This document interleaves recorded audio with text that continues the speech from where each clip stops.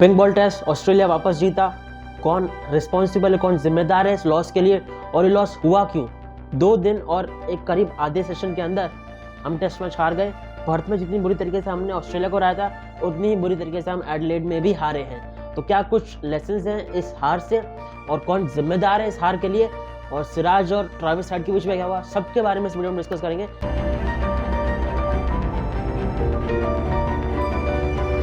सबसे पहले इस हार के लिए जिम्मेदार कौन है? अगर आपने पूरा टेस्ट मैच देखा होगा तो पहले दिन जब इंडिया टॉस जीतकर बल्लेबाजी करता है तो करीब 180 के आसपास हम ऑल आउट हो गए थे 2 सेशन के अंदर, 2 सेशन के अंदर। फिर पहले दिन ही करीब लास्ट 40 से 50 मिनट हमने ऑस्ट्रेलिया को बल्लेबाजी कराई, जहां पर हमने उस्मान ख्वाजा को तो आउट किया, लेकिन नेथन मैक्सवेनी और मार्नस लैबुशेन खेल रहे थे और उन्होंने टॉयलेट के अंदर वो बेहतरीन समय जो बॉलिंग के लिए था वहां पर आराम से अच्छे से निकाला। और सेकेंड डे जब सेम हालत अपनी थी कि हमें बैटिंग करनी थी, हमें बल्लेबाजी करनी थी, और वहां पर ऑस्ट्रेलियन बॉलर्स आ रहे थे, हमें मैक्सवेनी और लैबुशेन जैसा काम करना था, वहां पर वो काम नहीं हो पाया। और कल ही हम 128 पर 5 हो गए। विराट कोहली, रोहित शर्मा, शुभमन गिल, यशस्वी जायसवाल, केएल राहुल, ये बल्लेबाज आउट हो गए। एक जो सबसे मेजर रीजन है जो इस लॉस के लिए, वो सबसे पहला तो ये रीजन है कि हम 2 इनिंग्स में लाकर 81 ओवर्स की हमने बल्लेबाजी करी, यानी कि पूरा एक दिन भी नहीं। एक दिन में 90 ओवर्स होते हैं, यहाँ पर 81 ओवर्स की हमने गेंदबाजी करी। आपको स्क्रीन पर वो ग्राफिक दिख जाएगा। 44.1 ओवर्स फर्स्ट इनिंग्स में, सेकंड इनिंग्स में 36.5 ओवर्स। तो बहुत खराब बैटिंग परफॉर्मेंस था ये, बहुत खराब। 81 ओवर्स की हमने पूरे टेस्ट मैच में बैटिंग करी, और इसके लिए जिम्मेदार क्लियरली बैटर्स हैं। अगर आप इंडियन बैटिंग ऑर्डर के थ्रू जाओगे, जायसवाल 24 रन बहुत अच्छे लग रहे थे। उन्होंने फर्स्ट टेस्ट मैच में तो कहा था कि बॉल बहुत स्लो आ रहा है उनकी तरफ, लेकिन अब पिंक बॉल में वो ज़्यादा स्कोर नहीं कर पाए। केएल राहुल भी कॉट बिहाइंड हो गए। बहुत लोग यानी कि सुनील गावस्कर, रवि शास्त्री तो ये भी बोल रहे हैं कि रोहित शर्मा को टॉप 3 में बैटिंग करनी चाहिए, टॉप ऑर्डर में बैटिंग करनी चाहिए। अब देखते हैं कैसा कुछ रहता है। बाकी अभी के लिए शुभमन गिल दोनों ही मैचेस में बेहतरीन स्टार्ट मिला। सेकेंड इनिंग्स में जो आउट हुए वो बॉल तो बहुत बेहतरीन था, लेकिन दोनों में स्टार्ट मिला। इससे बेटर कर सकते हैं यार, इससे बेटर कर सकते हैं, इससे बेटर प्लेयर भी है। विराट भाई तो क्या ही कहने कि आप पर्थ वाला टेस्ट देखो, पर्थ टेस्ट वाला जो 100 देखोगे बेहतरीन था, नो डाउट अबाउट इट, बेहतरीन स्कोर था। लेकिन आप गौर करोगे विराट कोहली जैसा प्लेयर अभी के लिए क्रिकेट में नहीं है। ये एक पहली बात, सबसे मेन बात। दूसरी बात यह है कि यहाँ से पिछले 2.5-3 साल में, इवन 4 साल में आप देखोगे कि जहाँ पे इंडिया 2 डाउन है, 3 डाउन है, 4 डाउन है, वहाँ से विराट कोहली को जुझारू पारी है जहाँ पे वो शतक करें या फिर अच्छा 80-90 करें। टेस्ट मैचेस में वो देखने को नहीं मिला, जैसे साउथ अफ्रीका में आया था जहाँ पर उन्होंने किया था, 2018 के VGT में उन्होंने किया था, वहाँ पर भी आया था। तो वो कुछ जुझारू पारी देखने को नहीं मिल रही। बहुत क्वालिटी प्लेयर है, बहुत फेवरेट प्लेयर है, तो वो पारी आनी चाहिए जल्द ही। तो वो इंडिया के लिए बहुत बड़ी खुशखबरी होगी। विराट भाई की वो बड़ी पारी ड्यू भी लग रही है, अच्छे फॉर्म में भी लग रहे हैं। बस वही यार 5-6 स्टंप वाली बॉल वहीं पर आउट हो रहे हैं। रोहित शर्मा को टॉप ऑर्डर में बैटिंग करनी चाहिए, ऐसा एक्सपर्ट्स बता रहे हैं, लेकिन मुझे लगता है कि केएल राहुल ब्रिलियंट है एज ओपनर, तो उन्हें वहीं पर रहना चाहिए। आई गेस रोहित शर्मा के रन आएंगे, क्योंकि पिछली बार जब इनको ट्रोल किया गया था, ब्रूटली ट्रोल किया गया था, तब इन्होंने वर्ल्ड कप जिताया था। तो अब भी इनको कमबैक करने की आदत है, तो आप समझ के बिल्कुल रोहित भाई कमबैक जरूर करेंगे। आगे कौन है? ऋषभ पंत के अब देखोगे 4 इनिंग्स उठाकर इस सीरीज में, क्या न्यूज़ है, छोटी इनिंग्स है।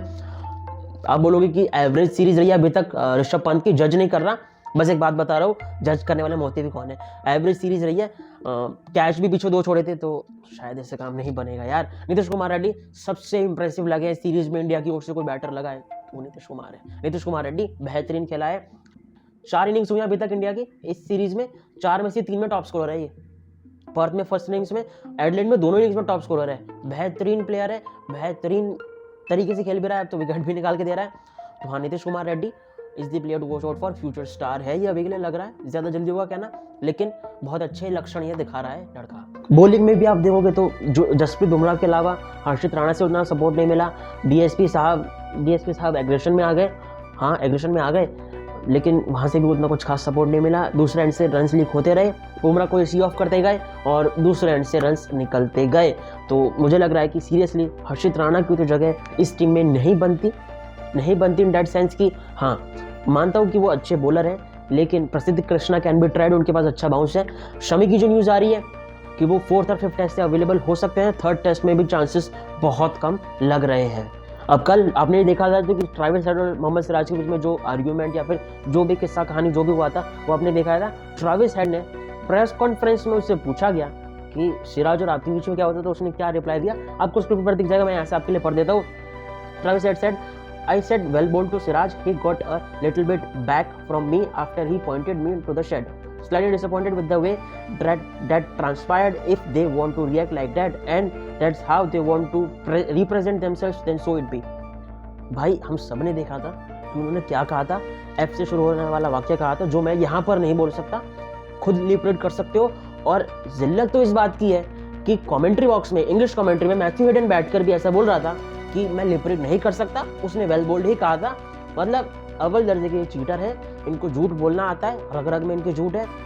अब देखो सिराज ने सेलिब्रेट किया, 140 रन पे आउट करके उसने सेलिब्रेट किया, ठीक है, सेलिब्रेट किया 140 रन पर आउट करके, वो नहीं करना चाहिए था। एक बात सुन लो 60 रन पर आउट करके सेलिब्रेट करके तो हम भी खुश होते हैं, ठीक है, लेकिन सेलिब्रेट करने के बाद उनको गाली पड़ी। अब कोई विकेट सेलिब्रेट कर रहा है, उसके लिए ओपोनेंट बैटर जो आउट हो वो गाली तो नहीं बोल सकता ना। तो इस चीज़ में सिराज के साथ हो कि हाँ भाई सिराज के साथ हो, हाँ, लेकिन उसको सेलिब्रेट नहीं करना चाहिए था, वो थोड़ा फुलिश लग रहा था वहाँ पर सेलिब्रेट करने में। अगर भाई 60 पर इसको आउट कर देते तो जरूर सेलिब्रेट करते। फर्स्ट टेस्ट में, सेकंड इनिंग्स में उनको आउट किया था तो बुमराह ने भी सेलिब्रेट किया था, जो रेयरली सेलिब्रेट करते हैं। तो यहाँ पर कुछ समीकरण ऐसे ही बैठ रहा है यार कि सेलिब्रेट किया, जो हेड को अच्छा नहीं लगा और उसने गाली दी थी। अब मोहम्मद सिराज ने रिस्पॉन्स में क्या कहा है, उन्होंने भी आज सुबह ही कहा है कुछ स्टार स्पोर्ट्स पर, उसके बारे में भी मैं आपको बता दूं, स्क्रीन पर आपको वापस दिख जाएगा। Mohammed Siraj said, I just celebrated my wicket first, then Travis Head abused me, यानी कि मैंने पहले सेलिब्रेट किया विकेट, फिर उन्होंने गाली दी। You can see it on TV as well, TV में बिल्कुल दिखा, उन्होंने एफ शब्द से कुछ कहा था। You didn't say, I didn't say anything to him, बिल्कुल से उन्होंने कुछ कहा नहीं था, वो सेलिब्रेट कर रहे थे।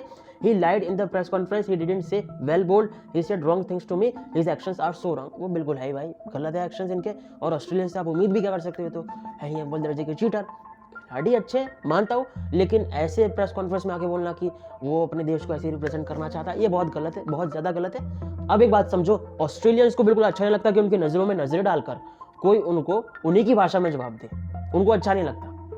अब भाई तूने 140 बनाए हैं, मानता हूँ सेलिब्रेट नहीं करना चाहिए था, क्योंकि गेम के सिनेरियो को देखकर, ऐसा नहीं कि तुझ पे दया आ रही है, गेम के सिनेरियो को देखकर सेलिब्रेट नहीं करना चाहिए था। लेकिन वो बॉलर्स की चॉइस है ना, बॉलर सेलिब्रेट कर रहा है, अपनी टीम में सेलिब्रेट कर रहा है, तो तू क्यों से गाली बक रहा है? तो उसमें क्लियरली ट्रेविस हेड की गलती है, हेड एक नंबर का झूठा है। देखो यार, अपना स्टैंड तो क्लियर है, सिराज के साथ हैं हम, लेकिन उसको 140 पर सेलिब्रेट नहीं करना चाहिए। रीज़न ये था कि भाई मैच तब तक लूट चुका था, हमें भी पता था कि टॉयलेट में बॉलिंग आने वाली है, 150 रन की लीड है, ये हार जाएंगे सेकंड डे के एंड में ही, और उन्होंने आधी टीम आउट भी कर दी थी। लेकिन जो ट्रेविस हेड ने किया है वो बहुत गलत था। वेल बोल्ड तो उसने कहा ही नहीं था। आपके क्या राय है कमेंट सेक्शन में ज़रूर बताइएगा। और थर्ड टेस्ट के लिए क्या कुछ प्लेइंग 11 हो सकती है, क्या कुछ प्रीव्यू वगैरह है, उस सब के बारे में इस वीडियो में बात करेंगे, मतलब आने वाले वीडियोस में बात करेंगे। तो लाइक शेयर सब्सक्राइब कीजिएगा, बहुत बहुत धन्यवाद। यहाँ पर क्लिक करके आप IPL टीम्स के बारे में जान सकते हो, सारा कुछ वहीं पर बताया है। यहाँ पर क्लिक करके जसप्रीत बुमराह के फिनोमिनल जर्नी के बारे में जान सकते हो। बहुत बहुत धन्यवाद। Like share subscribe is appreciated. बहुत बहुत धन्यवाद। जय हो।